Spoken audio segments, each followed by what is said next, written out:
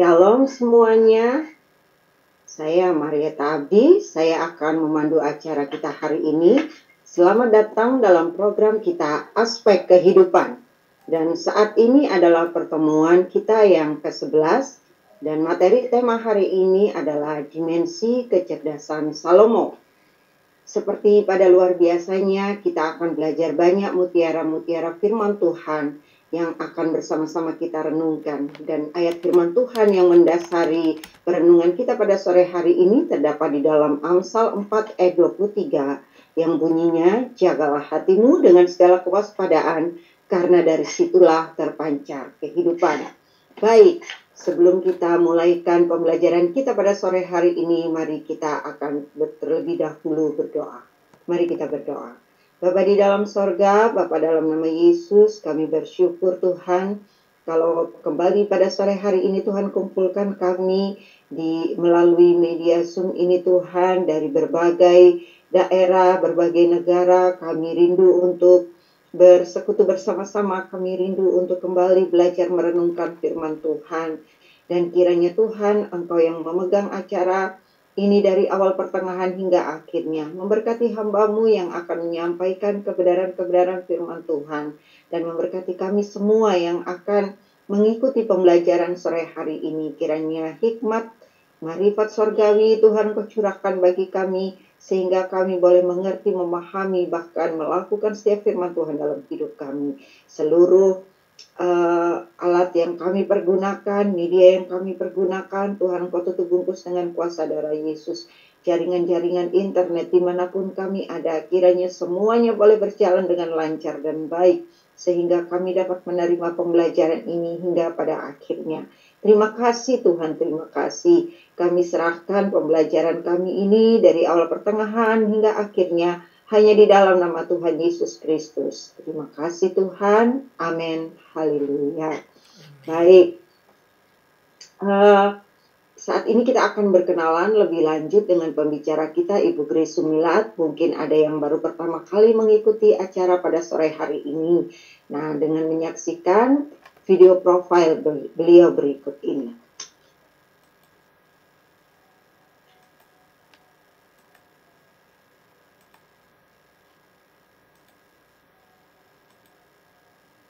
Shalom semuanya, selamat berjumpa kembali dengan Shema Adonai dalam channel YouTube Cahaya Firman.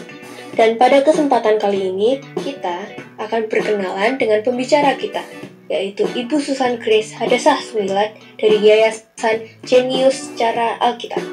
Mari kita mengenal beliau lebih jauh. Susan Grace Hadasah Sumilat, sarjana musik gereja. Ia lahir di Pasuruan, Jawa Timur, pada tanggal 10 September 1973 dan ia juga dibesarkan di Kota Malang sebagai anak ketiga dari pasangan Yusak Oscar Sumilat dan Shirley Esther Tejakusuma. Ayahnya adalah seorang pekabar Injil yang melayani suku Tengger di Jawa Timur dari tahun 1968 sampai 1993. Grace Sumilat. Demikian, beliau kerap disapa adalah seorang sarjana musik gereja alumnus dari Universitas Kristen Immanuel, Yogyakarta, yang sangat suka sekali meneliti Alkitab. Pada tahun 1998, ia juga menikah dengan Boas Adi Prasetyo Widiono, sarjana ekonomi, dan ia juga dikaruniai 3 anak, yaitu anak pertama adalah Ardhito Kenanya Hudson Widiono, Melody Harvest Elnett Widiono, dan anak terakhir adalah almarhum Victory Marsha Elnisi Widiono. Grace Sumilat menjadi pembicara sejak Januari 2010.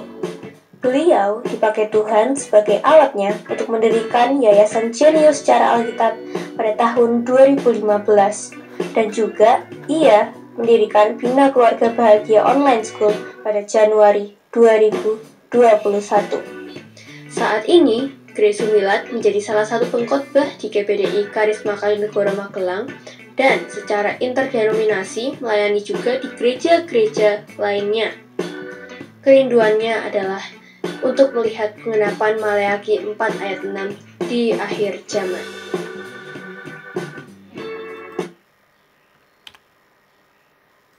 Baik, tanpa berlama-lama, mari kita sambut bersama Ibu Grace Sumilat. Halo Bu Grace, shalom. Apa kabar Shalom Bu Bu Grace? Marta, baik kabarnya Bu Marta, juga semua teman-teman yang di sini, puji Tuhan. Puji Tuhan. Baik, tanpa berlama-lama lagi, saya serahkan waktu selanjutnya kepada Bu Grace untuk menyampaikan materi kita sore hari ini. Silakan Bu Grace. Ya, puji Tuhan, senang sekali kita hari ini boleh lanjut belajar tentang Salomo. Salomo kita akan ulik habis-habisan bagaimana kehidupannya terkait dengan aspek 38 dimensi kehidupan manusia, ya. Nah, minggu lalu kita udah belajar tentang peraturan-peraturan yang Tuhan tetapkan tentang Raja Israel. Ya, dalam kemahatauan Tuhan, Tuhan tuh udah tahu suatu saat bangsa Israel ini akan meminta raja. Nah, ini peraturan udah muncul di zamannya Musa ya. Jauh sebelum bangsa Israel punya raja pertama Saul, Tuhan tuh udah tahu suatu saat pasti bangsa Israel ini akan meminta raja. Karena ingin menjadi seperti bangsa-bangsa yang lain. Di situ udah Tuhan kasih aturan raja itu harus begini. Kita udah teliti minggu lalu apakah Salomo itu mengikuti aturan-aturan yang Tuhan berikan ya. Pertama, dia adalah orang Israel, orang yang dipilih Tuhan, betul. Yang kedua, dia adalah orang Israel asli, betul ya. Yang ketiga, nggak boleh mengumpulkan banyak kuda, lah itu dia melanggar ya kan. Yang berikutnya, nggak boleh mengumpulkan emas perak untuk memperkaya diri sendiri. Itu saya teliti, kalau menurut pendapat saya sih dia nggak melanggar karena Tuhan memang menubuatkan dia, memberikan dia bonus kekayaan ya. Dan itu dia tidak pelit, dia pakai kekayaannya untuk bangun bait Allah, untuk menabur juga ke Ratu Sheba. Dan ada ayat yang mengindikasikan dia juga sering melakukan itu, nggak hanya ke Ratu Sheba saja begitu ya. Lalu yang berikutnya, jangan boleh banyak istri. Nah, itu dia langgar ya kan.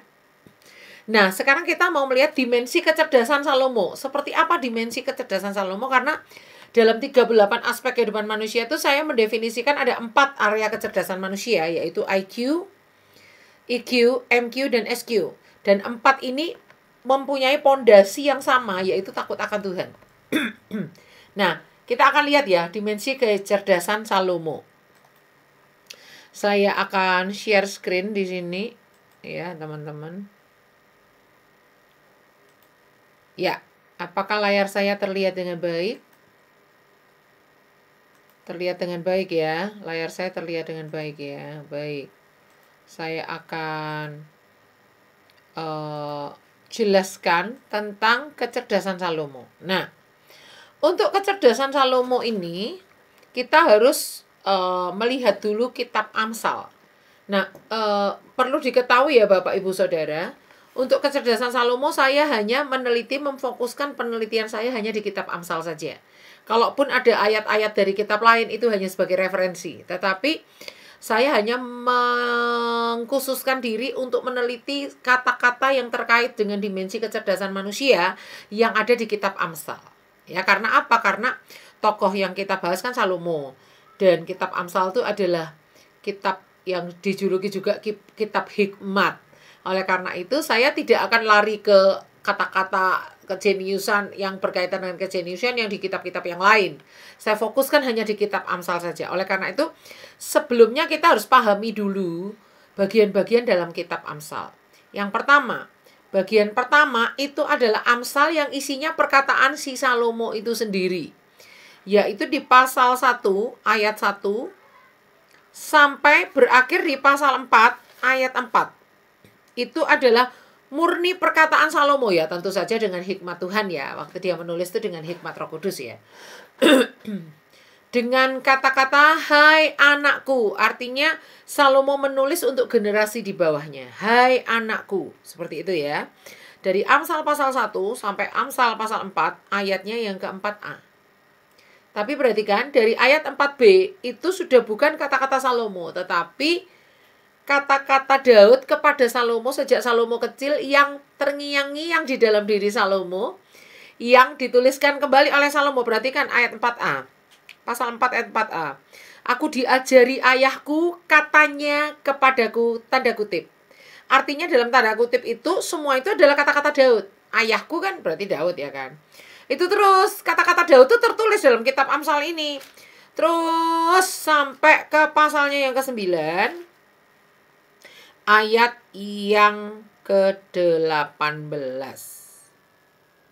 Ya, pasal 9 ayat 18 dikatakan, tetapi orang itu tidak tahu bahwa di sana ada arwah-arwah dan bahwa orang-orang yang diundangnya ada di dalam dunia orang mati, titik. Inilah perkataan Daud. Karena apa? Karena di pasal 10 ayat 1 balik ke kata-kata Salomo lagi. Amsal, Amsal, Salomo.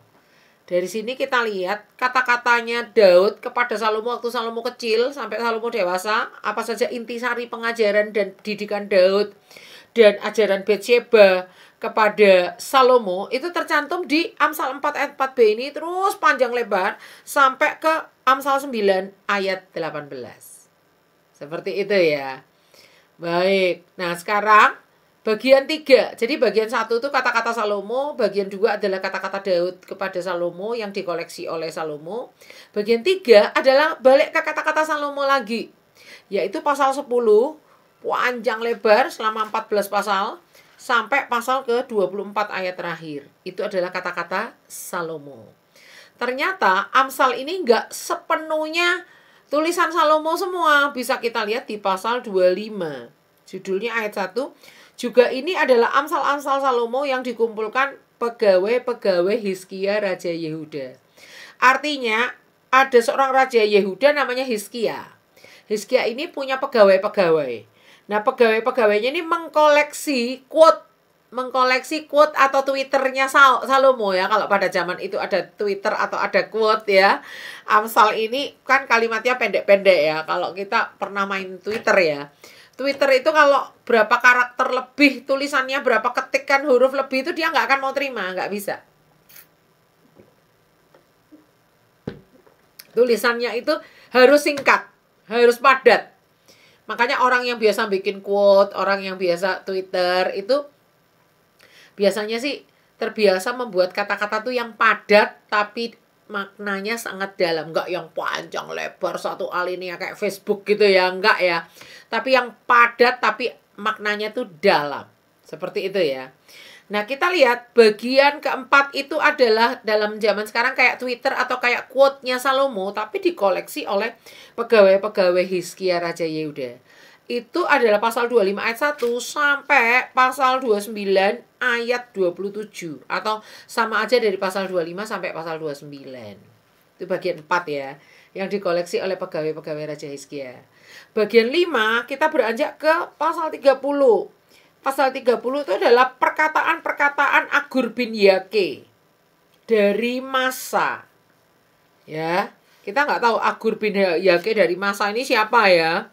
Tapi para penafsir itu menafsirkan itu adalah salah satu raja gitu ya. Raja atau anak raja. Ya. Karena di pasal 31 juga inilah perkataan Lemuel Raja Masa. Sedangkan ini perkataan Agur bin Yake dari Masa. Kita nggak tahu ya itu negara mana. Itu Amsal 30 itu adalah bukan perkataan Salomo. Bukan perkataan Salomo. Juga bukan perkataan Daud. Tapi murni perkataan Agur bin Yake yang dimasukkan menjadi satu kitab yang sama dengan kitab Amsal. Berikutnya pasal 31 itu beda lagi. Itu adalah perkataan Lemuel Raja Masa yang diajarkan ibunya kepadanya. Itu Amsal berapa? Amsal 31. Jadi di dalam kitab Amsal ini ada 6 bagian, kita harus tahu dulu tentang ini. Karena kalau enggak, nanti Anda akan bingung loh. Bu Grace kenapa hanya bahas yang pasal ini sampai pasal ini? Alasannya apa? Kenapa kok kecerdasannya Salomo hanya hanya teliti hanya yang pasal ini sampai ini? Kan kitab Amsal ini luas. Kitab Amsal ini 31 pasal. Kenapa nggak semua pasalnya dipelajari gitu ya? Nah, karena alasan ini kita harus tahu. Jadi kitab Amsal itu dibagi dalam 6 bagian. Perkataannya Salomo sendiri, perkataan Daud kepada Salomo dalam hal mengajar dan mendidik Daud, balik ke perkataan Salomo lagi, ada koleksi pegawai Raja Hizkia, yaitu perkataan-perkataan Salomo yang dikoleksi, lalu ada perkataan Agur bin Yake, lalu yang keenam ada perkataan Lemuel Raja Masa yang diajarkan oleh ibunya kepadanya. Jadi kita paham ya bagian-bagian dalam kitab Amsal. Nah, sekarang kita lihat Ternyata kalau kita pelajari di Alkitab, takut akan Tuhan itu mendasari semua dimensi kecerdasan. Ya, coba kita lihat Amsal 1 ayat 7 yang sangat terkenal sekali, Amsal 1 ayat 7. Saya nggak begitu suka orang-orang mengutip Amsal 1 ayat 7 ini hanya berhenti di bagian A saja. Takut akan Tuhan adalah permulaan pengetahuan. Padahal itu loh belum titik, itu masih koma. Masih ada lanjutannya. Tetapi orang bodoh menghina hikmat dan didikan. Di sini ada 4 dimensi kecerdasan ya. Takut akan Tuhan adalah permulaan pengetahuan. Itu kalau dalam bahasa aslinya dan kita teliti itu bicara ranah IQ, intelligence quotient. Lalu menghina hikmat. Hikmat itu adalah ranah SQ, MQ, moral quotient. Didikan itu adalah ranah hikmat itu adalah moral quotient, didikan itu SQ, spiritual quotient. Sedangkan orang bodoh itu adalah lawan kata daripada orang yang bisa menguasai emosinya, yaitu ranah EQ, emotional quotient. Jadi di Alkitab itu ada takut akan Tuhan, ada IQ, EQ, MQ, dan SQ itu lengkap di dalam Amsal 1 ayat 7 itu lengkap. Dari mana saya bisa tahu itu? Karena meneliti arti-arti dalam bahasa aslinya. Baik, sekarang kita lihat. Kalau kita pengen tahu kecerdasan Salomo, maka kita harus pahami pola asuh.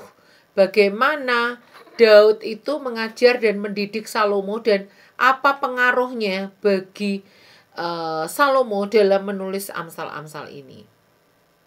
Ya, saya sedang terpikir kenapa generasi tertentu di zaman tertentu dari suku tertentu itu kenapa orang-orangnya karakternya begitu gitu ya. Lalu saya renung-renungkan kemungkinan besar pola-pola asuh orang dari daerah itu tuh salah. Sehingga pola asuh yang salah yang sudah membudaya itu membuat pada akhirnya orang-orang generasi yang dilahirkan di suku itu kebanyakan karakternya mirip-mirip, yaitu seperti itu gitu ya. Ya, saya nggak mau nyebut nama suku di sini ya, nanti Sarah ya. Jadi pola asuh itu sangat besar sekali pengaruhnya. Nah, apa yang menjadi pengaruh besar bagi Salomo yaitu ajaran dan didikan Daud serta ajaran Batsheba. Ya. Kita akan lihat bagaimana hal ini bisa terjadi. Wow, apalagi ini ya. Di sini ada seri 1 sampai seri 10.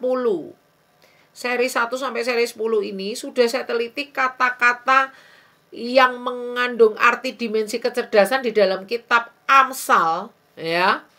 Itu kata-katanya saya teliti dulu. Misalnya kata mada. Itu termasuk apa? Itu termasuk IQ, EQ, MQ, atau SQ. Misalnya kata cokma. Cokma pun saya teliti. Cokma ini sebenarnya termasuk dalam IQ, EQ, MQ, atau SQ. Saya teliti dulu semuanya. Setelah saya teliti semuanya, saya hitung jumlahnya. Misalnya nih, apa kata Daud kepada Salomo? Itu saya teliti. Kata cokma itu muncul berapa kali? Lalu misalnya dari Amsal bagian 1, yaitu kata-kata Salomo sendiri, saya teliti kata cokma itu munculnya berapa kali. Amsal bagian ketiga, yaitu balik ke kata-kata Salomo lagi, itu kata cokma muncul berapa kali. Lalu akumulasi bagian 1 dan 3, yaitu kata-kata Salomo di Amsal bagian 1 sama kata-kata Salomo di Amsal bagian 3, tidak termasuk kata-kata Daud. Itu kata cokma kalau dijumlah muncul berapa kali. Lalu pegawai-pegawai Hizkia itu ada nggak waktu menulis Amsal ini mengkoleksikan kata-kata Salomo itu, ada nggak dia bahas tentang cokma? Kalau ada berapa kali? Lalu perkataan Agur Lemuel itu berapa kali muncul kata cokma? Itu saya hitung. Lalu misalnya kita juga akan mengkaitkan atau mengcompare atau membandingkan itu dengan wasiat Daud kepada Salomo. Jadi waktu Daud udah tua mau mati, dia kasih wasiatnya kepada Salomo tuh muncul kata cokma nggak? Kalau muncul berapa kali? Lalu muncul berapa kali kata cokma itu di kitab Pengkhotbah yang juga ditulis oleh Salomo. Lalu kita akan meneliti doa Salomo dan jawaban Tuhan terhadap hidup Salomo. Jadi total ada 10 ya. Sebentar, saya nyalakan annotate saya dulu supaya lebih jelas ya. Sebentar. Oke, ini ya. Ini bagian 1, bagian 2, bagian 3, bagian 4, bagian 5, bagian 6. Oh, ini Agur lain, Lemuel lain. Salah, saya tadi salah menjelaskan. Ini orangnya lain ya. Ulang ya. 1, 2, 3, 4, 5, 6, 7, 8, 9, 10. Nah, misalnya kata cokma itu muncul berapa kali, itu saya bagi dengan seluruh jumlah kata-kata kecerdasan yang muncul. Misalnya cokma, mada, apa. Misalnya cokma muncul 1 kali di antara 10 kata dimensi kecerdasan yang muncul 10 kali di bagian yang sama. Maka saya simpulkan itu 1/10 atau sama dengan 10%. Seperti itu ya, Bapak Ibu Saudara ya. Muncullah ini apa namanya grafik ini. Nah, kalau pengen tahu cara ngitungnya dan sebagainya harus ikut yang 10 sesi ya. Kita membahas 10 sesi tentang human quotient atau dimensi kecerdasan manusia. Itu 10 sesi kali 2 jam, 20 jam Anda kalau kepengen belajar itu ya. Sometimes ya kalau ada waktu ya. Kalau ini saya hanya mencuplik karena kita kan nggak membahas khusus kecerdasan Salomo aja, banyak yang kita bahas ya kan. Nah, ini kita lihat ya, apa yang Daud berikan kepada Salomo. Ini kita lihat ya presentasinya. Tunggu, caranya kalau balik ini gimana ya? Ini kita lihat ya, presentasinya. Ini saya udah pindah ke laser, nggak muncul presentasinya. Gimana? Tunggu.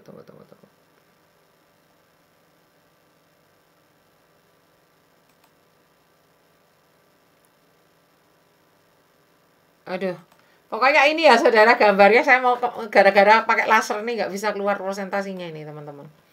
Jadi ini ya doa Daud kepada Salomo ini kita lihat yang warna hijau ini. Amsal bagian pasal 1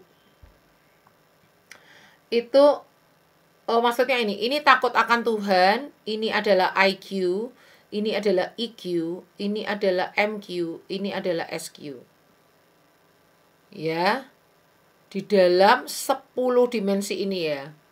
Jadi takut akan Tuhan, apa yang Daud sampaikan pada Salomo itu hanya segini. Ini Amsal bagian 1, Amsal bagian 3, akumulasi 1 dan 3, apa yang dikatakan pegawai Hizkia. Agur bin Yake itu tidak memuat tentang takut akan Tuhan. Lemuel Raja Masa itu paling tinggi membahas takut akan Tuhan. Wasiat Daud kepada Salomo itu segini. Lalu kitab Pengkhotbah, doa Salomo dan jawaban Tuhan. Ini tentang takut akan Tuhan. Nah, oke, sepintas saja kita lihat, ternyata dari semua ini yang paling diagung-agungkan oleh manusia itu apa? IQ. IQ ini diagung-agungkan manusia paling tinggi.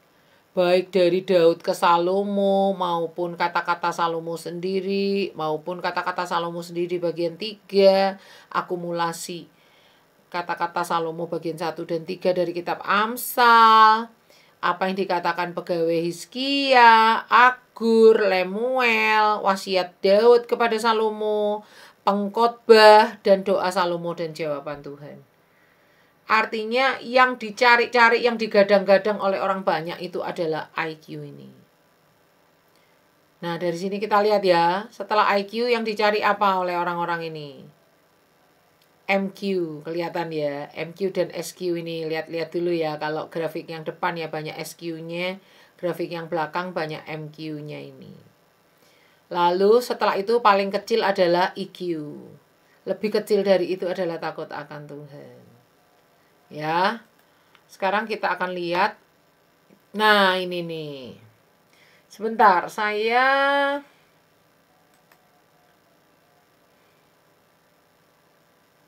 rasanya keluar aja dulu deh supaya bisa keluar presentasinya. Ini saya kalau klik ini nggak bisa keluar presentasinya gara-gara nyalakan laser ya, saudara. Saya akan stop share dulu sebentar. Saya akan coba, siapa tahu laser pointernya hilang. Oh, tetap ke pointer ya, apa caranya? Baik saudara, ini kira-kira kita bisa lihat nih ya, dari grafiknya ini ya, nggak ada 10%. Didikan dan ajaran Daud kepada Salomo kecil itu, takut akan Tuhan itu dibahas, tapi tidak nyampe 10%. Sedangkan apa yang ditekankan oleh Daud kepada Salomo sejak Salomo kecil yang kita koleksikan dari Amsal bagian yang kedua, perkataan Daud kepada Salomo tadi ya, dari pasal 4 ayat 4b tadi ya, itu adalah hampir 50% penyebutannya, pengulangannya. Itu yang IQ. Kalau yang EQ, kecil juga, kecerdasan emosi, yaitu ya sekitar 40%-an ini. Lalu kecerdasan moral itu lumayan tinggi, hampir 20%. Kecerdasan spiritual quotient, visi, harus punya visi, orang itu harus punya visi, harus tahan menghadapi tekanan dan lain sebagainya. Itu adalah hampir 30%. Artinya, didikan dan ajaran Daud kepada Salomo itu menomorsatukan IQ, menomor 2-kan SQ, visi, menomor 3-kan moral, menomor 4-kan kecerdasan emosi, menomor 5-kan takut akan Tuhan. Takut akan Tuhan disebut tapi nggak terlalu ditekankan, tapi harus pinter, harus jadi orang itu jangan on gitu ya. IQ ini yang paling ditekankan gitu ya. Kita lihat Amsal bagian 1. Amsal bagian 1 itu adalah kata-kata Salomo sendiri sebelum dia mengutip kata-kata ayahnya, Daud ya. Nah, sama aja. Prosentasinya kalau kita lihat juaranya itu sama. Prosentasi bisa berbeda tapi juaranya adalah IQ, SQ, MQ, EQ. Takut akan Tuhan. Kita lihat ya. Di Amsal bagian 1 juga juaranya adalah IQ, setelah itu SQ, setelah itu MQ dan EQ sama, ya sama. Setelah itu takut akan Tuhan paling kecil prosentasi penyebutannya.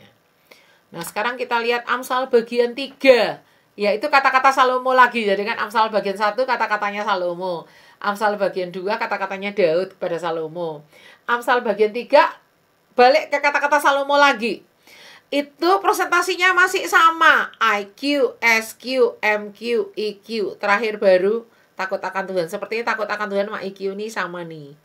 Sepertinya hampir sama presentasinya. Seperti itu ya. Bagaimana kalau Amsal 1 sama Amsal bagian 1 sama bagian 3 kita mix, kita campur. Hasilnya seperti apa? Hasilnya seperti ini, sama lagi. IQ, SQ, MQ, EQ, takut akan Tuhan. Ini saya menyebut nih urut berdasarkan persentase tertingginya. Habis IQ, SQ. Habis kecerdasan kognitif, kecerdasan spiritual. Hidup tuh harus punya visi. Berikutnya moralmu harus bagus. Berikutnya kamu harus pintar kuasai emosi. Yang terakhir jangan lupa ya, takut akan Tuhan. Jangan lupanya taruh di terakhir aja gitu, enggak yang ditekan pertama gitu ya. Terus kita lihat bila dikalimatkan seperti ini, doa Daud. Nah, doa Daud kepada Salomo itu juga saya hitung berapa kecerdasan yang didoakan oleh Daud kepada Salomo itu berapa banyak IQ-nya, berapa banyak prosentasi EQ-nya, berapa banyak prosentasi MQ-nya, dan berapa banyak prosentasi SQ-nya. Nah, itu kalau dikalimatkan kira-kira seperti ini. Doa Daud kepada Salomo. Daud mengajar dan mendidik Salomo agar Salomo menjadi seorang yang berpengetahuan, memiliki visi, punya moral yang baik, mampu mengelola emosinya dengan baik, dan takut akan Tuhan. Ini urut prioritas loh, urut prioritas ini ya. Tapi ini belum tentu prioritas yang benar loh ya. Hanya ini adalah hasil penelitian kita. Bagaimana cara Daud mendidik dan cara Daud mengajar Salomo yang bisa kita baca di Amsal pasal 4 ayat 4b. Terus sampai Amsal pasal berapa tadi? 9. Ya, terus sampai Amsal pasal 9. Dari Alkitab ini bisa kita hitung, kita prosentasikan. Dari kalimat-kalimat bisa kita rubah jadi angka-angka. Kayak gitu ya. Oke, sekarang kita lihat. Bila dikalimatkan kata-kata Daud, kata-kata Salomo ya. Amsal Salomo bagian Amsalnya. Kitab Amsal bagian 1 yaitu kata-kata Salomo kepada generasi di bawahnya. Hai anakku, itu prioritasnya seperti apa? Ya, Salomo dalam Amsalnya mengajarkan betapa pentingnya berpengetahuan, memiliki visi, punya moral yang baik, mampu mengelola emosinya dengan baik dan takut akan Tuhan. Urutannya apa? Sama. Urutannya sama dengan apa yang telah diberikan Daud kepadanya. Ingat ya Bapak Ibu Saudara, apa yang kita cetakkan ke anak-anak kita, apa yang kita cetakkan ke generasi, ke murid-murid kita, apa yang kita cetakkan kepada generasi di bawah kita, itu adalah akan tercermin, mereka akan menjadi seperti itu juga. Karena itu seperti orang cetak kue ya. Kalau cetakan kastangel itu kan panjang kayak pipa gitu kan. Terus ada pendorongnya, set, keluar tepungnya di sini, set, dipotong, cek. Jadi kastangel itu jadi kayak panjang-panjang, bulat-bulat, kecil-kecil itu rata semua gitu ya. Karena pakai cetakan yang sama. Nah, seperti itu juga generasi. Kalau generasi itu kita cetak dengan amarah, dengan emosi yang membabi buta, dengan kekerasan, kekasaran, seperti burung unta. Bagaimana burung unta itu membiarkan anak-anaknya tidak memiliki kasih sayang kepada anak-anaknya. Itu yang membuat generasi itu juga menjadi generasi pemberontak, generasi yang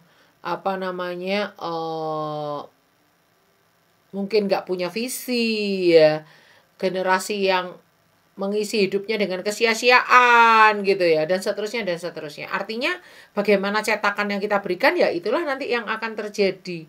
Maka kita lihat apa yang Daud tekankan pada Salomo itu menjadi yang Salomo tekankan juga ke orang-orang yang disebut hai anakku oleh dia, yaitu generasi di bawah dia. Sama, prioritasnya sama. Ini udah saya hitung ini. Nggak main-main saya bikin seperti ini lewat penelitian ya Bapak Ibu Saudara. Nah, sekarang kita lihat dimensi kecerdasan yang dimintakan oleh Salomo kepada Tuhan itu seperti apa. Kita lihat ya. 1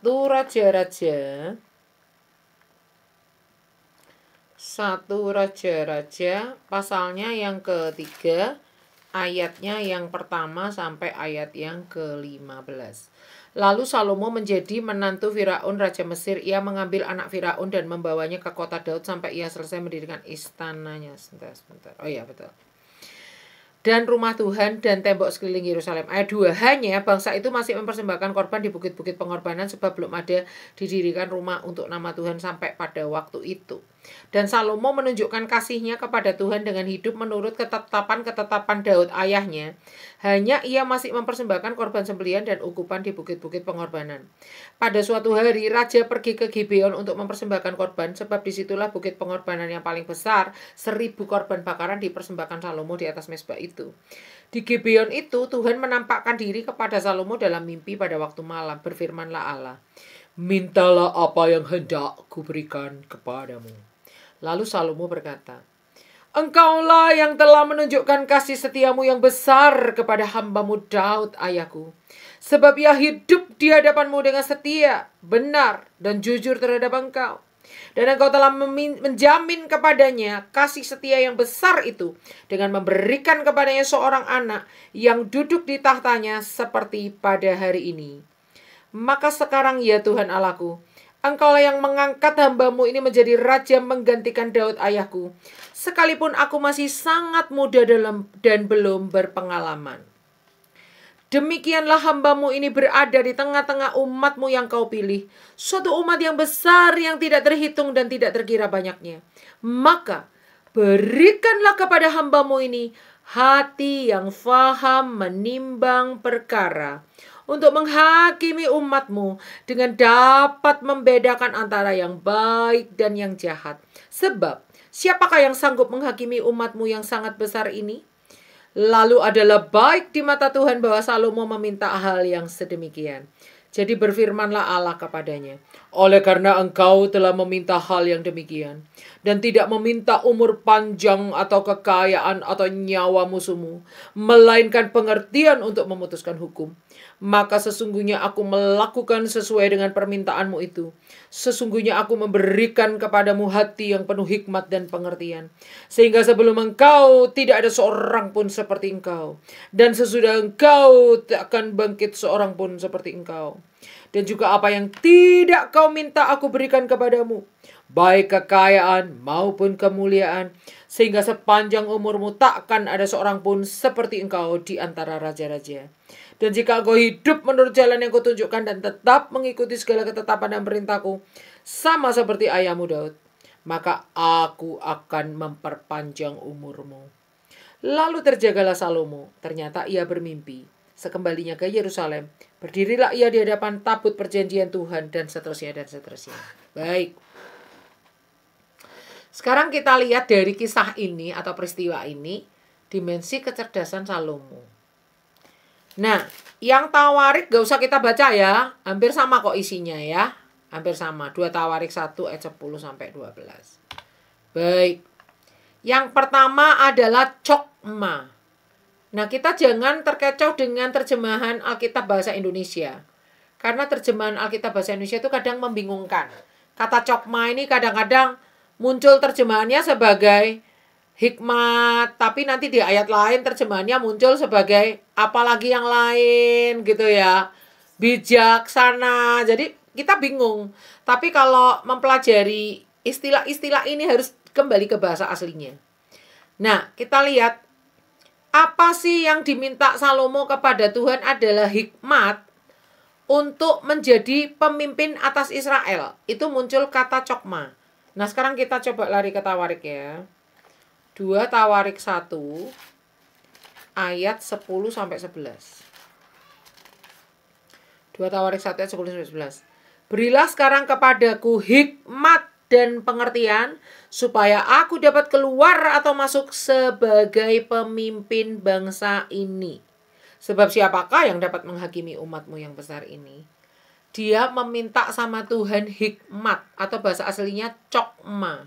Untuk apa dia meminta hikmat ini? Dia meminta suatu tools, atau dia minta suatu kendaraan, atau dia minta sesuatu metode. Dia minta suatu perlengkapan dari Tuhan yang namanya hikmat. Untuk lewat hikmat ini dia bisa menjadi pemimpin yang baik atas bangsa Israel. Keren ya? Keren ya?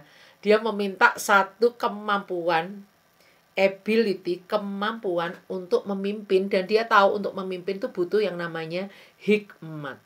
Kayak gitu ya. Nah, berikutnya dia minta yaitu ilmu, atau bahasa aslinya mada. Kita lihat 2 Tawarik 1 ayat 10 dan 11. Berilah sekarang kepadaku hikmat dan pengertian. Nah, pengertian ini bicara tentang ilmu, mada. Sebentar, saya ulangi tadi ya. Kalau yang hikmat tadi adalah dimensi moral quotient. Untuk menjadi pemimpin atas Israel. Artinya, seorang pemimpin yang disegani adalah seorang pemimpin yang punya moral yang baik. Kalau moral pemimpin itu udah bobrok, dia nggak mungkin akan bisa menjadi seorang pemimpin yang baik. Moral ini bicara tentang kepandaian untuk membedakan benar dan salah, kepekaan untuk melakukan keadilan, kepekaan untuk taat kepada hukum-hukum Tuhan. Artinya ada 2 orang perempuan bertengkar, memperebutkan seorang bayi. Sementara bayi mereka yang satu sudah mati.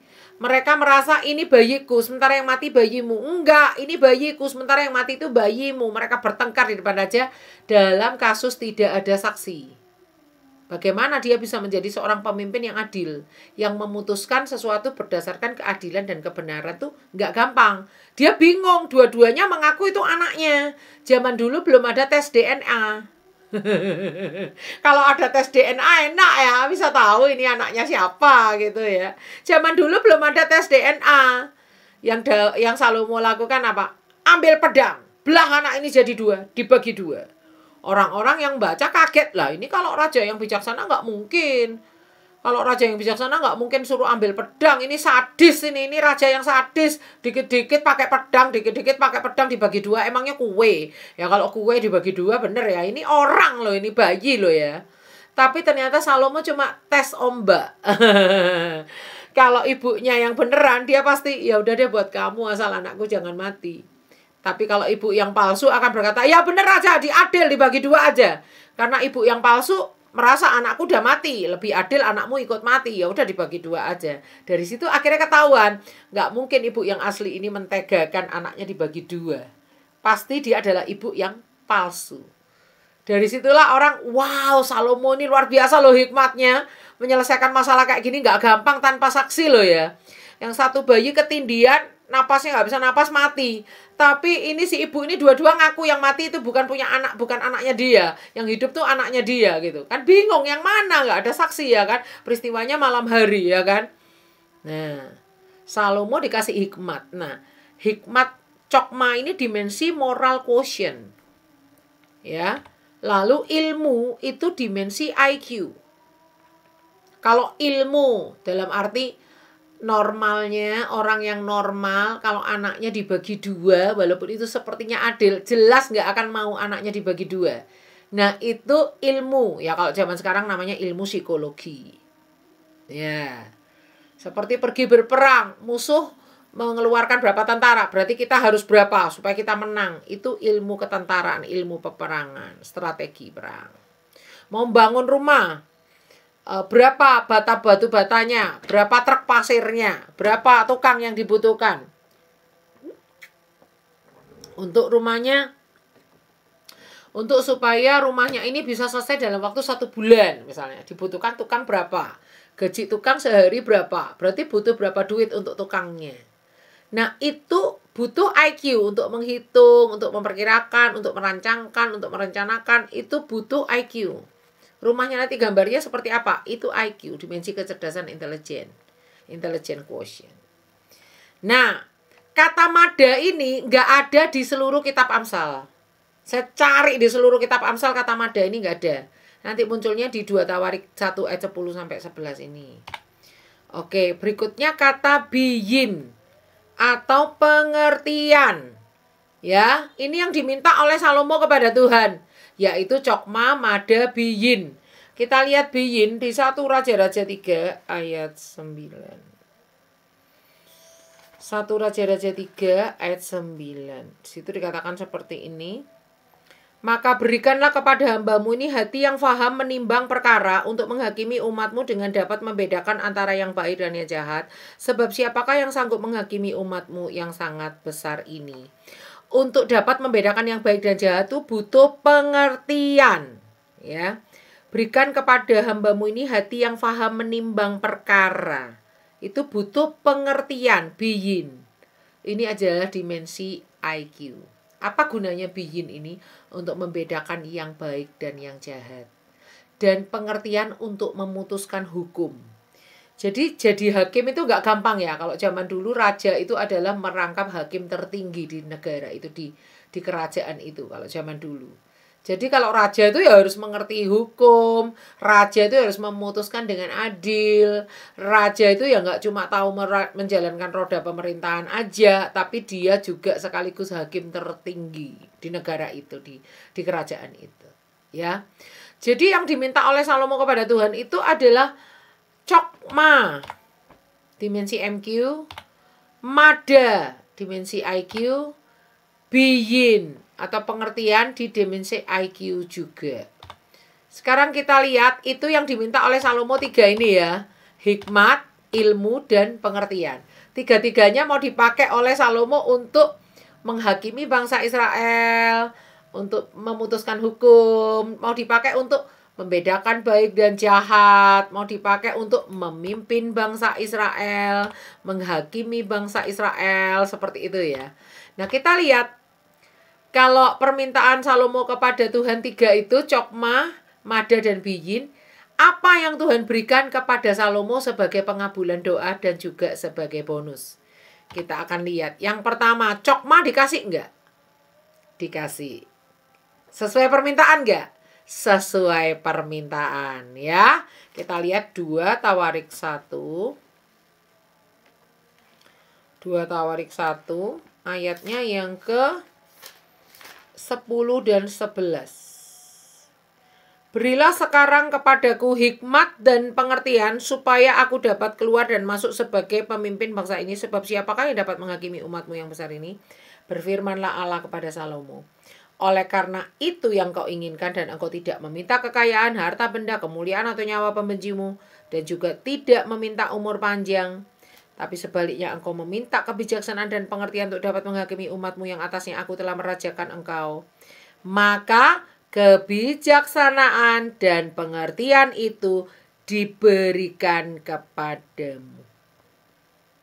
Yang diminta Chokma ini diberikan enggak? Diberikan. Supaya dia bisa menghakimi umat Israel dengan adil. Chokma ini juga yang membuat Salomo dan Hiram itu bisa membuat perjanjian damai. Yuk kita lihat di 1 Raja-Raja 5 ayat 12. 1 Raja-Raja 5 ayat 12. Dan Tuhan memberikan hikmat kepada Salomo seperti yang dijanjikannya kepadanya. Maka damai pun ada antara Hiram dan Salomo. Lalu mereka berdua mengadakan perjanjian. Kenapa orang itu suka bertengkar? Karena dia nggak punya hikmat. Orang itu nggak punya hikmat. Karena orang yang punya hikmat, maka dia mencari cara atau punya cara untuk di tengah segala konflik, di tengah segala perbedaan, di tengah segala paradigma yang nggak selalu sama, di tengah segala perbedaan standar, perbedaan cara berpikir, perbedaan budaya, itu perlu yang namanya hikmat. Hikmat itu membuat orang nggak pakai cara A, bisa pakai cara B. Nggak bisa pakai cara B, memutar pakai cara C. Nggak bisa pakai cara C, pakai cara D. Sehingga akan mengurangi konflik. Ya. Hanya orang yang punya hikmat itu bisa lebih banyak berdamai daripada bertengkar. Ayatnya ada di ayat 12 ini. Dan Tuhan memberikan hikmat kepada Salomo seperti yang dijanjikannya kepadanya. Maka damai pun ada antara Hiram dan Salomo. Lalu mereka berdua mengadakan perjanjian. Hikmat itu membuat seseorang tidak memakai perasaan lebih kental daripada logika. Nah, kita harus pastikan supaya kita ini nggak terjerat pada problem emosi. Maka kita ini harus menggunakan logika jauh lebih kuat daripada perasaan. Jangan dikit-dikit kebaperan, dikit-dikit tersinggung, dikit-dikit berprasangka buruk, dikit-dikit merasa tertolak. Jangan ya. Tapi kita ini memiliki logika yang lebih berjalan lebih kuat. Sehingga itu menolong kita dengan hikmat itu, kita bisa mengadakan perjanjian damai. Ya. Untuk supaya Salomo bisa menjadi raja dan menghakimi umat Israel, Chokma inilah yang membuat ada kedamaian dan perjanjian antara Salomo dan Hiram. Ya. Ada perjanjian diplomatik, ada perjanjian dua kerajaan, ada perjanjian mungkin perjanjian perdagangan dua kerajaan dan lain sebagainya kita nggak paham ya. Oke, sekarang kita lihat ilmu atau mada. Ilmu atau mada sama Tuhan diberikan. Jadi Salomo kan minta Chokma, mada dan biyin. Chokma diberikan. Kalau mada diberikan nggak? Diberikan dong. Di dalam 2 Tawarik 1 ayat 10-11 sudah kita baca tadi. Seperti yang diminta oleh Salomo, diberikan sama Tuhan. Kenapa? Supaya Salomo dapat menjadi raja dan menghakimi umat Israel dengan baik. Dan kata mada ini nggak ada muncul di kitab Amsal. Ya. Nah, berikutnya ada yang tidak diminta oleh Salomo, tapi sama Tuhan dikasih. Yaitu yang namanya cakam. Cakam ini ada di dimensi SQ, spiritual quotient. Cakam ini apa? Hati yang dapat bertindak dengan bijaksana. Cakam ini bicara tentang mengambil satu win-win solution yang tidak merugikan sana, tidak merugikan sini, tetapi jalan tengahnya apa? Itu salah satunya gitu. Hikmat itu bertindak dengan bijaksana itu artinya keputusannya tidak merugikan. Keputusannya tidak membuat satu kerugian yang besar. Keputusannya itu dipandang oleh semua pihak ini adalah keputusan terbaik. Kira-kira seperti itu ya. Kita lihat ya, 1 Raja-Raja 3 ayat 12. Bonus ini Salomo nggak minta loh, tapi sama Tuhan dikasih loh ya. 1 Raja-Raja 3 ayat 12. Maka sesungguhnya aku melakukan sesuai dengan permintaanmu itu, sesungguhnya aku memberikan kepadamu hati yang penuh hikmat dan pengertian. Sehingga sebelum engkau tidak ada seorang pun seperti engkau, dan sesudah engkau tak akan bangkit seorang pun seperti engkau. hati yang penuh hikmat dan pengertian. Cakam. Ini sebagai apa? Sebagai bonus. Salomo nggak minta, tapi sama Tuhan dikasih.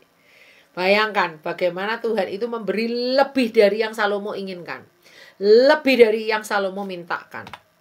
Kita lihat berikutnya adalah dimensi biyin. Tadi kan permintaannya 3 tuh ya. Cokma, mada, dan biyin. Cokma dikasih ya. Cokma dikasih, mada dikasih, cakam bonusnya. Ditambah biyin juga dikasih.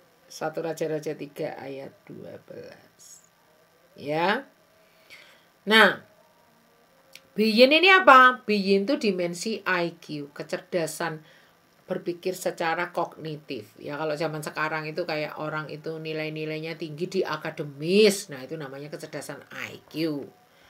Orangnya itu sabar banget, jarang marah. Lah itu kecerdasan EQ.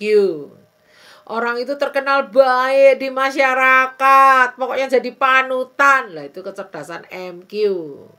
Orang itu visioner, berjalan menuju visi yang jelas. Nah itu apa? Itu adalah SQ.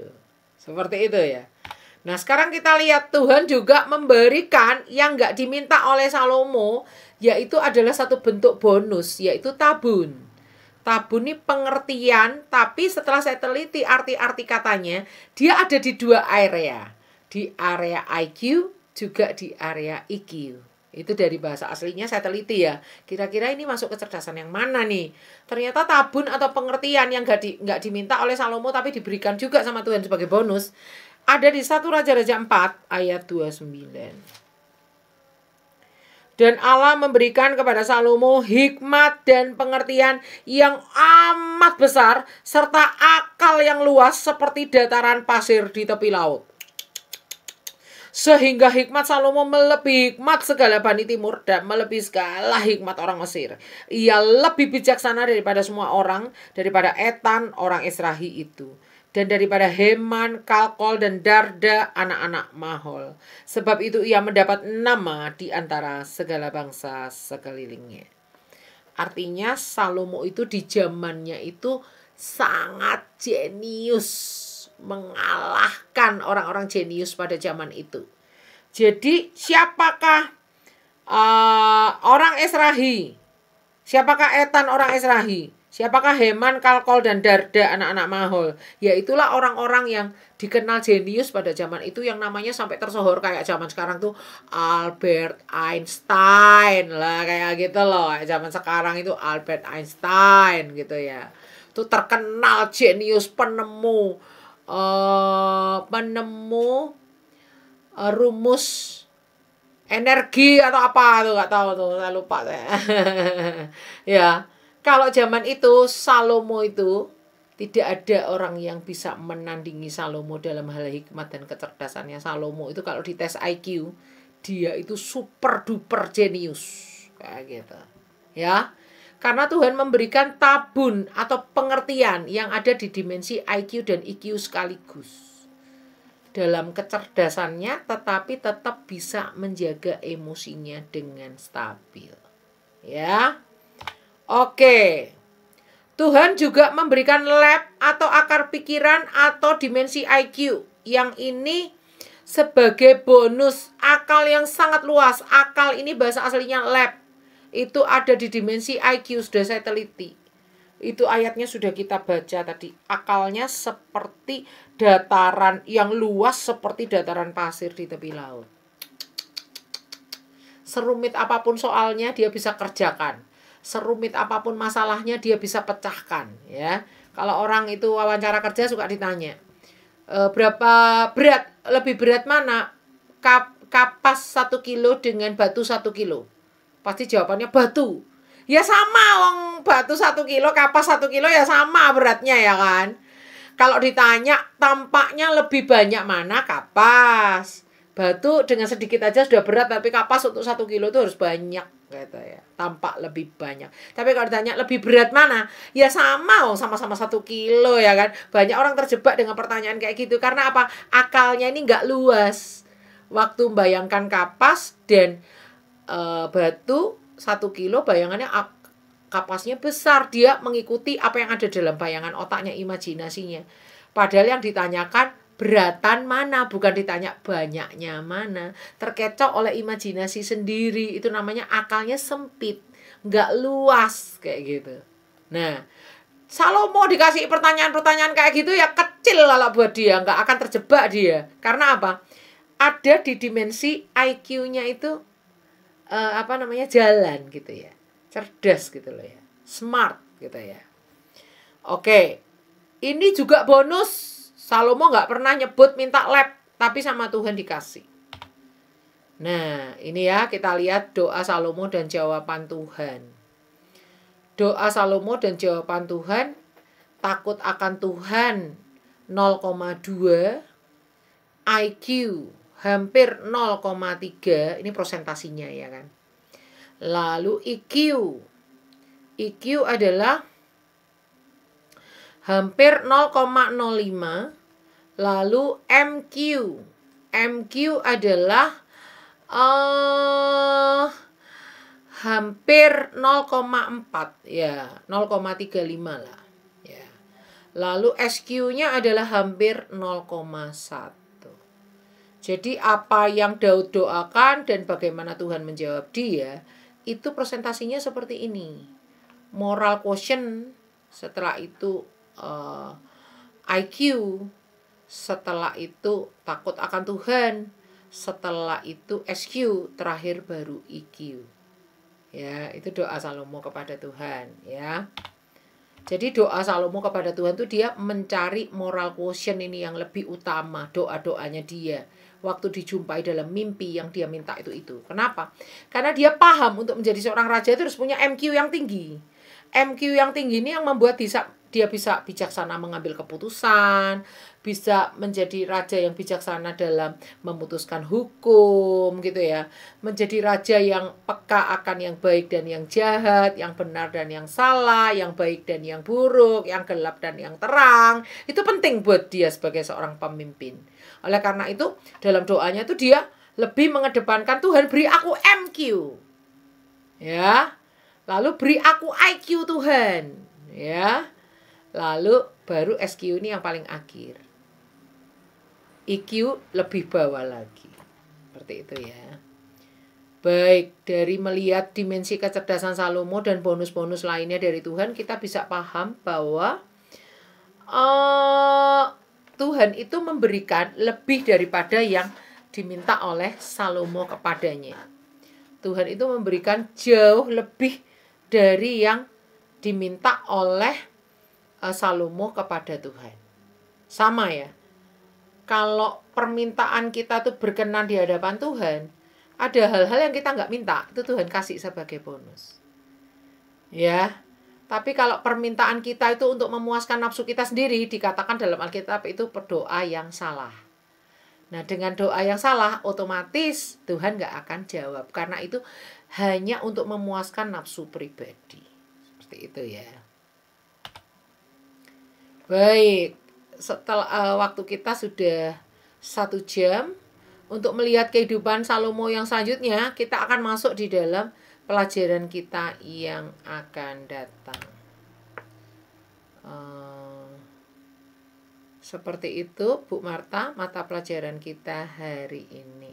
Saya serahkan kembali kepada Bu Marta sebagai moderator kita. Terima kasih Bu Grace atas pemaparan materinya. Luar biasa banget ya. Setinggi apapun nilai SQ, IQ, MQ kita, EQ kita, kalau semuanya tidak didasari oleh takut akan Tuhan, maka semuanya akan pasti sia-sia ya Bu Grace ya. Ya, betul.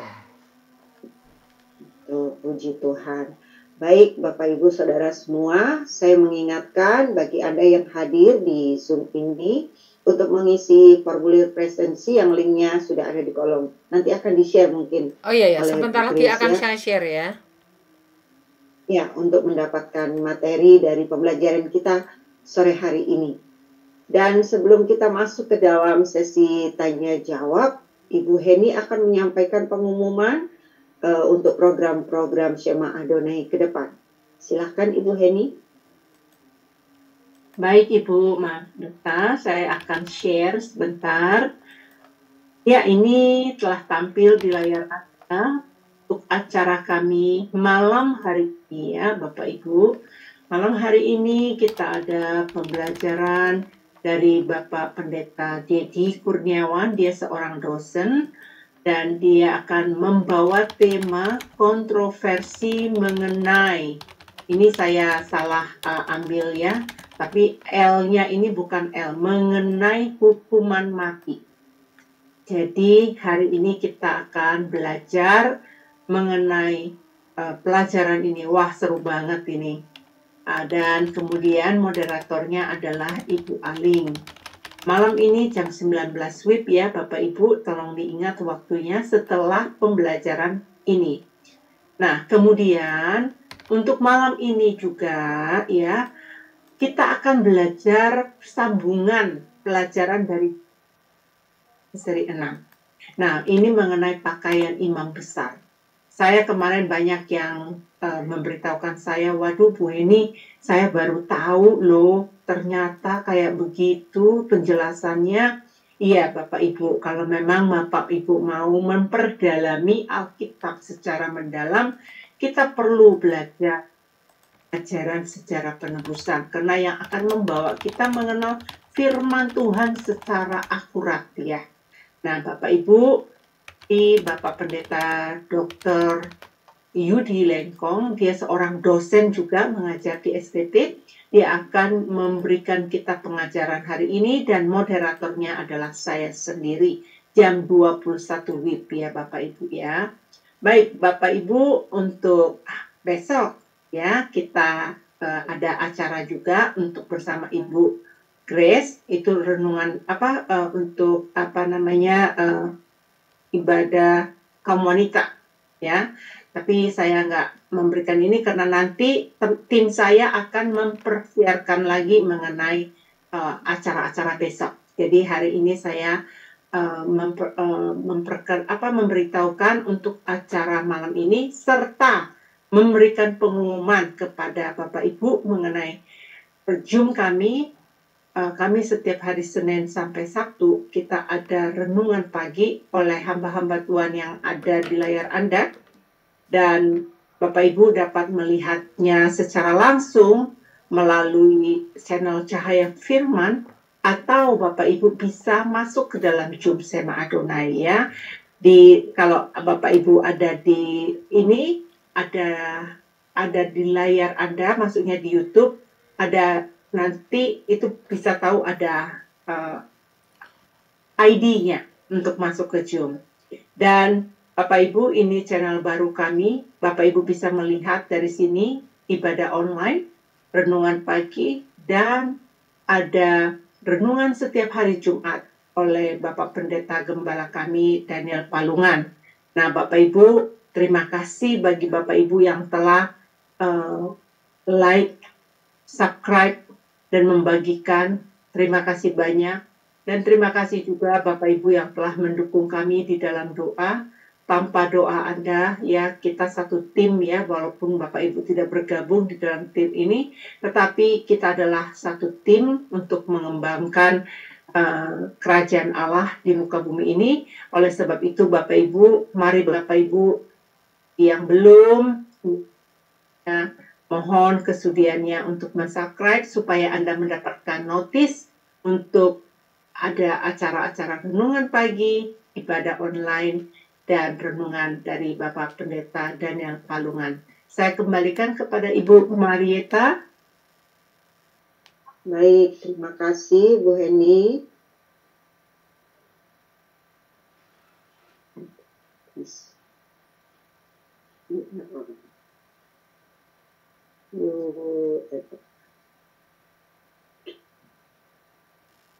Tes, apakah suara saya terdengar? Ya, terdengar Bu. Kedengaran jelas. Oke, baik. Baik.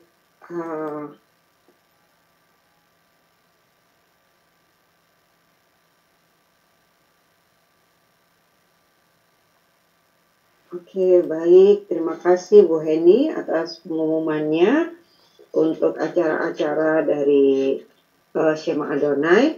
Baik, kita akan masuk langsung ke dalam ruang tanya jawab.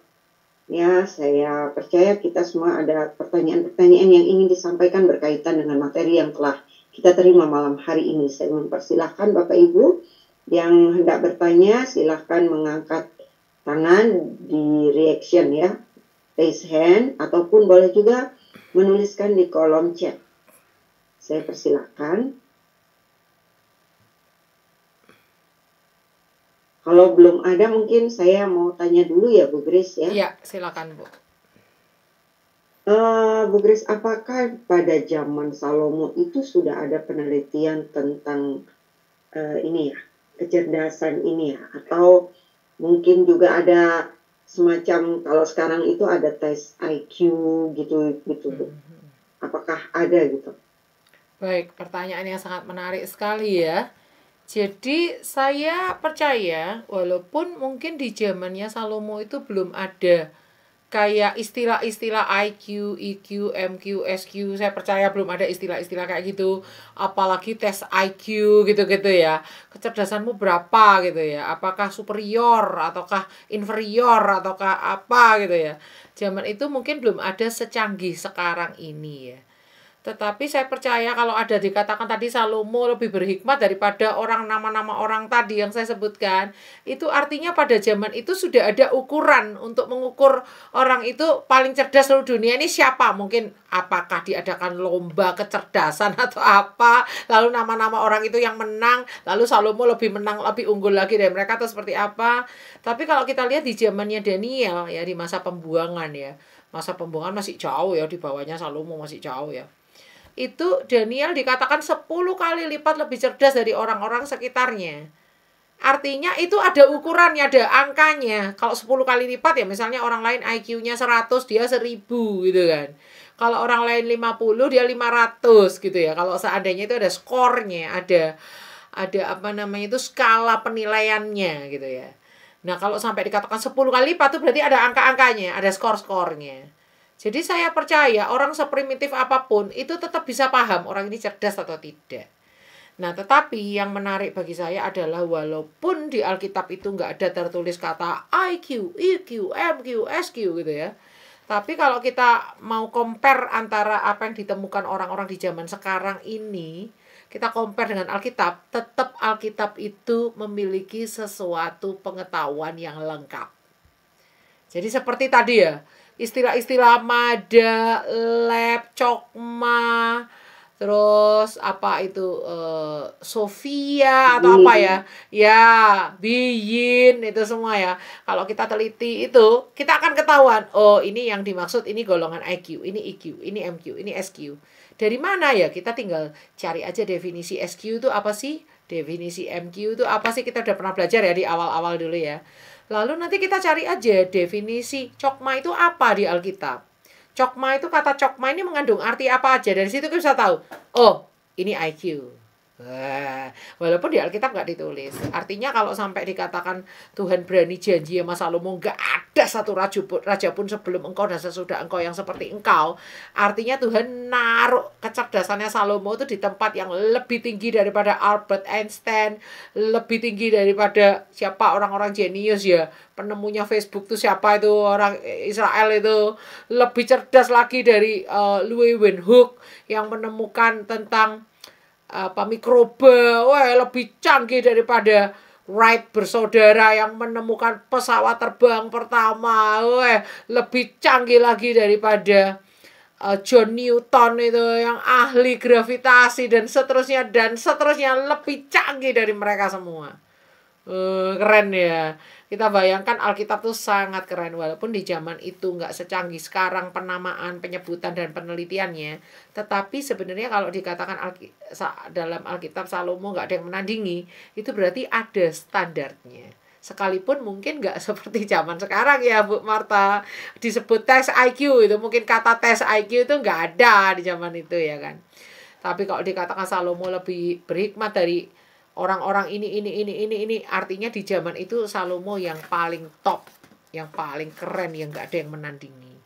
Seperti itu ya Bu Marta. Oke. Baik.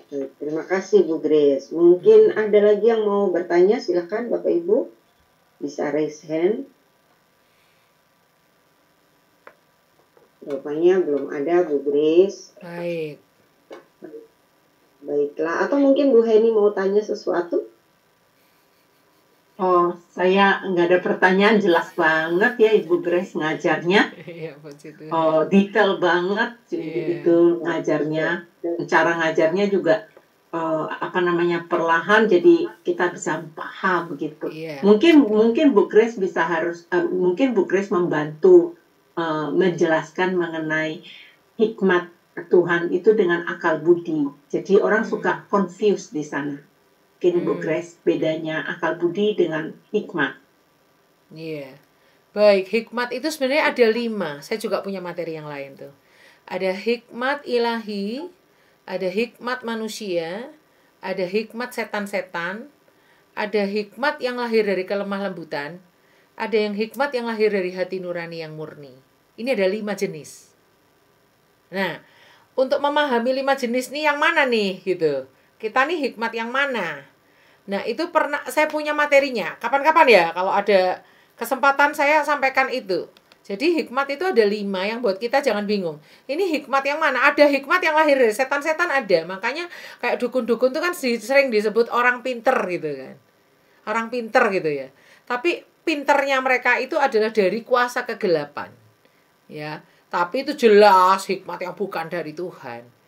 Nah, hikmat yang dari Tuhan ini beda. Hikmat yang dari Tuhan ini kayak Bezaleel, Aholiab mendapat roh keahlian untuk membuat kemah sembayang Musa, tenda-tendanya, kandil emasnya, pokor-pokor penyiramannya, meja roti sajian, bla bla bla bla bla bla. Itu Bezaleel dan Aholiab itu dapat roh keahlian. Itu hikmatnya dari surga, dari atas. Kalau hikmat manusia, ya itu yang sering dibilang Bu Heni, itu ada orang kalau ngajar tuh cuma motivasi doang, gak ada berita firman yang gak mendalam, hanya kata-kata motivasi. Itu hikmat gak? Itu hikmat, tapi itu hikmat manusia, bukan dari Tuhan. Gitu. Hikmat manusia tuh ada bagusnya gak? Ada bagusnya, tetapi dia ada level-levelnya ya. Masih yang lebih tinggi dari hikmat manusia itu adalah hikmat ilahi. Lalu hikmat yang lahir dari kelemah lembutan. Nah, itu yang sering kita sebut kecerdasan emosi.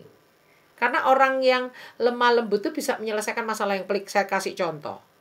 Suami saya dulu waktu belum terpanggil melayani Tuhan sepenuh waktu, dia dulu masih melayani Tuhan, bekerja di marketplace sebagai kepala cabang. Itu sering menghadapi orang-orang preman yang tidak terima kalau harta kekayaan bosnya itu mau disita gara-gara kredit macet kayak gitu. Suami saya kan kerja di finance. Nah, kadang-kadang orang datang ke kantor tuh bawa parang, bawa pisau yang besar itu yang untuk bunuh orang. Datang ke kantor bawa parang itu. Itu kalau suami saya nggak punya hikmat untuk caranya menghadapi orang seperti ini bagaimana? Caranya menjawab, kata-katanya jangan sampai membuat dia itu rasa panasnya tuh semakin naik, semakin memuncak. Bagaimana caranya mengademkan atau meredam kemarahan orang ini, yang orang ini pokoknya sanggup membabi buta, sanggup membunuh siapapun hanya supaya dia dapat uang dari bosnya kayak gitu. Gimana caranya cari celah supaya orang itu tetap bayar utangnya, tetapi orang itu nggak sampai menyuruh orang tuh bunuh kita gitu loh. Itu kalau nggak pakai hikmat Tuhan nggak bisa loh itu. Itu hikmat yang apa? Lahir dari kelemah lembutan. Itu bicara tentang karakter. Karakter itu apa? Moral quotient. Hikmat yang lahir dari kelemah lembutan dan emotional quotient. Ya. Lalu hikmat setan-setan, ya itu jelas bukan cara Tuhan kalau itu. Satu lagi hikmat yang keluar dari hati nurani yang murni. Itu bicara tentang motivasi yang benar, sikap hati yang benar. Orang yang punya motivasi yang benar, sikap hati yang benar, dia akan ketemu satu titik di mana ada jalan keluar yang rasanya itu mustahil, tapi tetap bisa ketemu jalan keluar tuh hikmat untuk memutuskan sesuatu. Nah, itu ada 5 itu Bu Eni. Kapan-kapan ya kita belajar itu ya. Saya senang banget pertanyaannya Bu Eni ini. Nah, kalau yang Salomo tadi minta ke Tuhan, yaitu Cokma, Mada, sama Beyin. Itu semua yang dia minta itu adalah hikmat manusia. Tapi Tuhan kasih akal yang luas seperti pasir. Nah, itu adalah hikmat ilahi. Gak ada orang yang punya akal yang luas seperti pasir luasnya.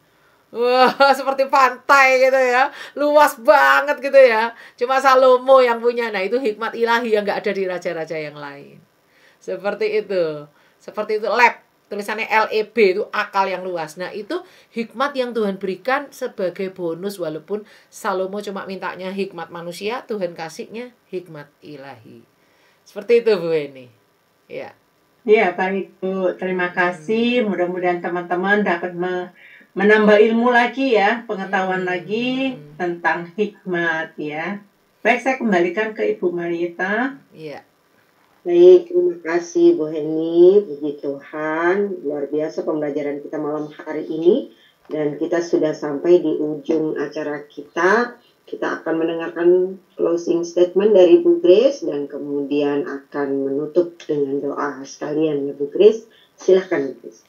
Baik, closing statement dari saya adalah jangan terkecoh kepada satu tokoh Alkitab yang kita anggap sebagai tokoh idola kita. Contoh, kita tuh sangat mengidolakan Daud gitu ya. Daud tuh kayak keren banget gitu ya. Daud tuh kayak dipakai Tuhan luar biasa gitu ya.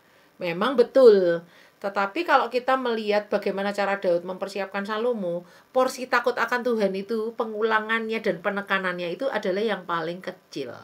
Memang dia ajarkan, memang dia sebutkan. Tetapi yang paling menonjol, yang digadang-gadang, yang digemakan oleh Daud itu adalah apa? IQ. Pentingnya IQ. Nah, kenapa kok Tuhan menjumpai Salomo itu dalam mimpi? Saudara tahu. Karena gelombang otak manusia itu ada 5, yaitu gamma, beta, alfa, theta, delta. Nah, theta dan delta ini pikiran bawah sadar. Alfa ini adalah perantara antara sadar dan bawah sadar. Semua yang diulang-ulang di pikiran sadar, diulang-ulang akan masuk ke pikiran bawah sadar. Nah, pada saat kita bermimpi, itu adalah gelombang theta. Pada saat kita tidurnya nyenyak sekali, ada bom aja nggak denger, ada kebakaran aja kita nggak tahu, saking nyenyaknya, itu delta.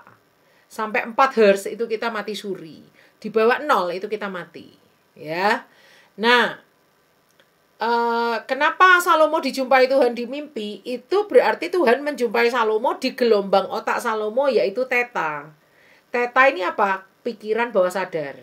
Semua yang ada di theta ini jawaban Salomo itu nggak bisa ditipu.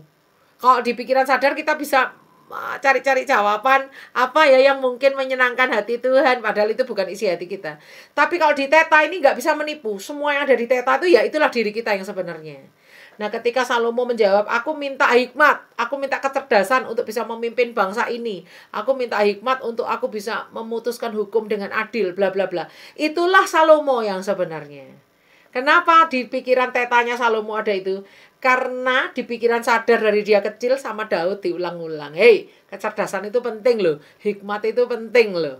IQ itu penting loh. MQ itu penting loh. Karena Salomo kan dipersiapkan khusus oleh Daud dan Betseba untuk menjadi penggantinya dia kalau dia suatu saat mangkat.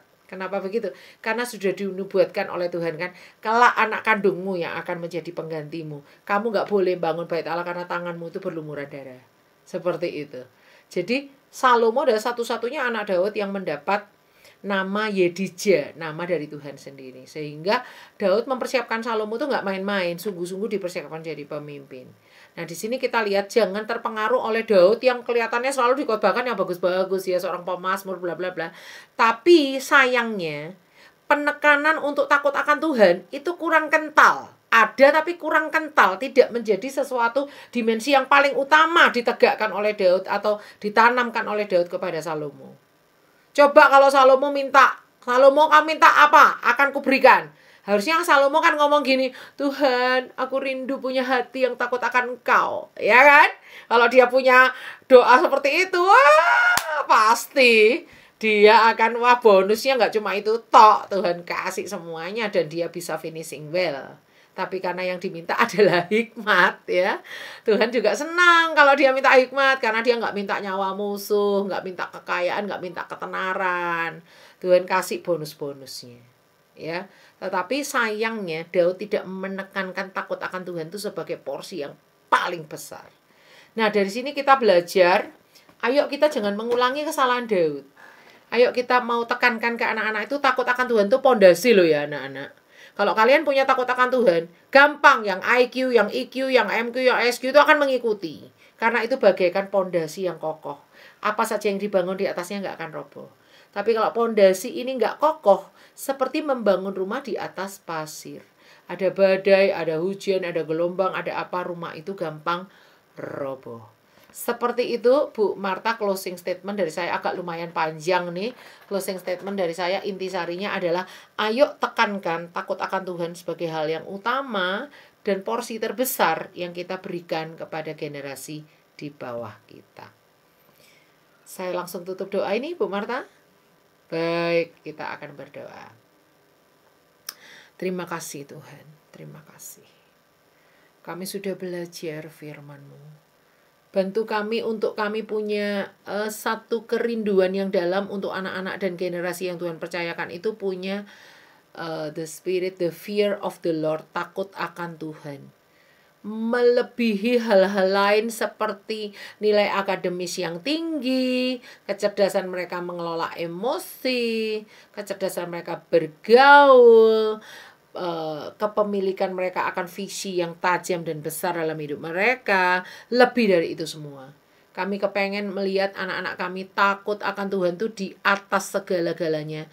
Sampai kami dapati mereka itu bisa jadi alat di tangan Tuhan untuk kerajaan Tuhan ditegakkan di atas muka bumi, dilebar luaskan. Semakin banyak jiwa-jiwa yang mengenal Tuhan dan percaya kepada Tuhan. Terima kasih untuk kebaikan-Mu Tuhan. Terima kasih. Seluruh hidup kami dedikasikan bagi kemuliaan nama-Mu. Di dalam nama Yesus kami berdoa, haleluya. Amin. Jangan lupa isi presensi ya teman-teman. Oh iya. Baik teman-teman, diingatkan untuk jangan lupa isi presensi. Terima kasih Bu Grace buat semuanya, buat materinya, buat doa-doanya. Tuhan balas berkati. Dan terima kasih juga buat semua yang sudah berpartisipasi melalui platform Zoom, YouTube, Facebook, ataupun TikTok. Dan yang mengikuti melalui siaran ulang. Sampai berjumpa minggu yang akan datang dalam program yang sama. Tuhan Yesus memberkati kita semua. Shalom, shalom, shalom.